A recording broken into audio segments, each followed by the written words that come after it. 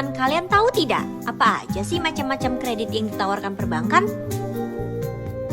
Jadi, Bank di Indonesia menawarkan berbagai jenis kredit sesuai kebutuhan nasabah. Nah, beberapa yang umum dijumpai antara lain yaitu: yang pertama, kredit konsumtif untuk dipakai sendiri, yaitu KPR, KKB, kredit multiguna. Yang kedua, kredit produktif untuk cari cuan, yaitu kredit modal kerja, kredit investasi, KUR. Yang ketiga, kredit berdasarkan jaminan, yaitu KTA atau kredit tanpa anggunan. Yang kedua, kredit dengan anggunan. Selanjutnya, apa aja sih syarat pengajuan kredit dan apa aja dokumen yang diperlukan?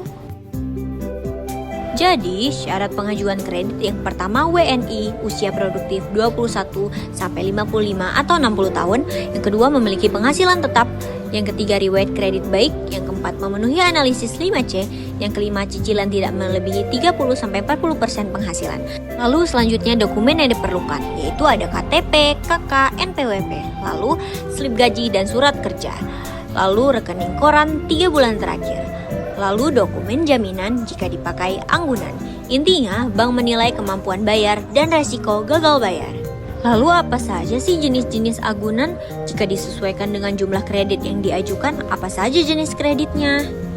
Jadi jenis-jenis agunan sesuai jumlah dan jenis kredit yaitu PPKB kendaraan, umumnya untuk kredit menengah atau kecil, sertifikat rumah atau ruko untuk kredit besar seperti KPR, deposito, aset usaha atau properti, dan juga tanpa anggunan khusus KTA.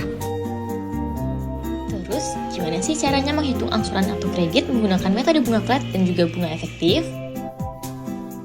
Jadi, bunga flat dihitung dari pokok awal dan cicilan tetap, sedangkan bunga efektif dihitung dari sisa pokok dan cicilannya menurun. Oke, kita lanjut ke appraisal. Jadi, apa sih appraisal itu? Dan bagaimana cara menghitung LTV atau loan to value? Appraisal adalah proses penilaian nilai jaminan oleh bank untuk mengetahui nilai wajar aset yang dijadikan agunan. Nilai ini kemudian digunakan sebagai dasar dalam menentukan jumlah kredit. LTV merupakan perbandingan antara jumlah kredit dengan nilai jaminan dalam bentuk persentase. Semakin tinggi LTV, semakin besar resiko yang ditanggung oleh bank karena nilai kredit mendekati nilai jaminan. Berikut ini adalah contoh penawaran kredit dari salah satu bank di Indonesia serta daftar penawaran angsurannya. Contoh penawaran kredit yang ditawarkan oleh salah satu bank di Indonesia, misalnya untuk KPR, adalah dengan plafon kredit sebesar 300 juta dan tenor selama 15 tahun. Dalam penawaran ini, bank menerapkan metode perhitungan bunga, baik bunga flat maupun bunga efektif. Besarnya angsuran yang harus dibayarkan nasabah setiap bulan akan dipengaruhi oleh tingkat suku bunga yang ditetapkan, lama tenor kredit, serta metode bunga yang digunakan. Oleh karena itu, bank biasanya menyediakan simulasi angsuran agar calon debitur dapat mengetahui perkiraan jumlah cicilan sesuai dengan kebijakan.